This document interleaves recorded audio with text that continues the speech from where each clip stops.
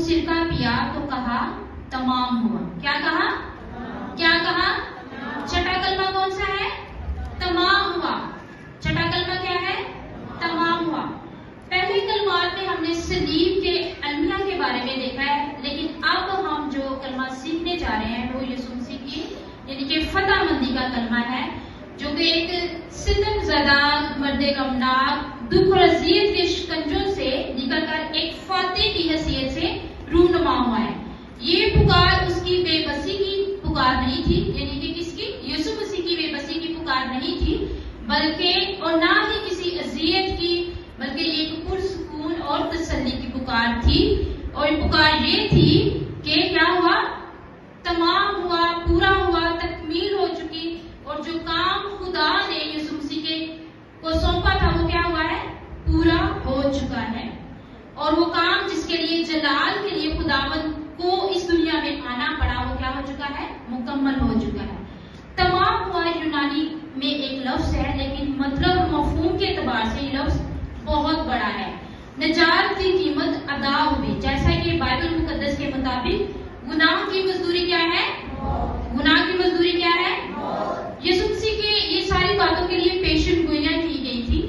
एक पेशन गोई की थी, बाइबल मुकद्दस में लिखा, मैं तेरे और औरत के दरमियान और तेरी नस्ल और औरत की नस्ल के दरमियान क्या डालूंगा? अदावत डालूंगा, और वो तेरे सर को कुचलेगा और उसकी एड़ी पर काटेगा। ये पेशन गोई थी। और इसकी तकमील कैसे हुई?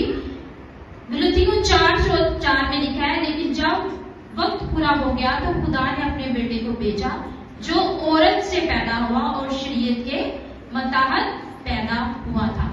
यीशु मसीह और खुदा और इंसान के दरमियान जो फला था वो कैसे हुआ था? क्या हुआ था कि जिसकी वजह से खुदा ने इतना खूबसूरत इंसान बनाया, उसको हर चीज दी, लेकिन उसकी वजह से एक खला पैदा किया। हम खुदा के पास यानी खुदा को देख नहीं सकते थे। क्या हुआ था? क्या वाकया हुआ था? हाँ जी, नाफरमानी की थी। किसने की थी? आदम और किसने की थी? आदम और हवा ने क्या नाफरमानी की थी? हाँ जी, वो उसने खा लिया फल, और इंसान और खुदा के दरमियान में क्या हो गया? खला पैदा हो गया, यानी कि खुदा के साथ साथ जा नहीं सकते। खुदा के पास जाने के लिए हमें कुछ ना कुछ कफारा देना पड़ता था, कुर्बानी देना पड़ती थी। और वो कुर्बानी किसने दी? खुदा। चुके दुनिया से ऐसी खुदा ने मोहब्बत रखी कि उसने अपना इकलौता बेटा इस दुनिया में भेज दिया, ताकि हम क्या करें? उस पर ईमान लाए और हलाक ना हो, बल्कि कौन सी जिंदगी पाए? झगड़ा गया, फिर उसके मुंह पर, और फिर कहा, क्या कहा? नबूवत कर। क्या कहा? नबूवत कर। कौन सी नबूवत करनी थी यीशु मसीह ने? वो क्या कह रहे थे? ठट्ठे उड़ा रहे थे, मजाक कर रहे थे कि नबूवत करके बता कि तुझे किसने मारा। ठीक है, फिर उसको क्या किया था? क्या किया था? कमर पे कोड़े मारे गए। कोड़ों के बाद उनको सिपाहियों के हवाले किया, फिर उसके सर पर ताज रखा, और फिर यीशु मसीह को किस पे? सलीब पे लटका दिया। और ये रूहानी और जो दीनी दुख था वो यीशु मसीह बर्दाश्त कर रहे थे, क्योंकि यशाया नबी की सहीफा में लिखा है कि वो मर्द गमनाक है। शैतान, इंसान और खुदा सभी ने उसे दुख दिया। किसने?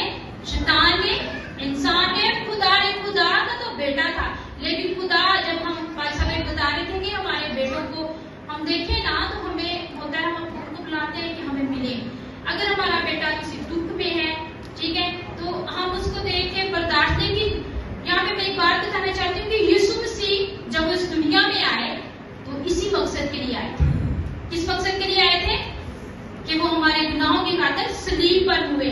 ठीक है, वो सिर्फ उनका शुरू से जब वो बच्चा ही था तो तभी से वो इसी मकसद के लिए इस दुनिया में आया था कि वो हमारे गुनाहों की खातिर सलीब पर हुए। इसलिए कि ज़बूर में 20 में लिखा है कि मैं लड़कपन ही से मुसीबत ज़दा और करीबुल मौत हूँ। ठीक है, बचपन ही से मरियम को भी पता था, यीशु मसीह को भी पता था, खुदा को भी पता था कि वो क्या करने आया है। और शैतान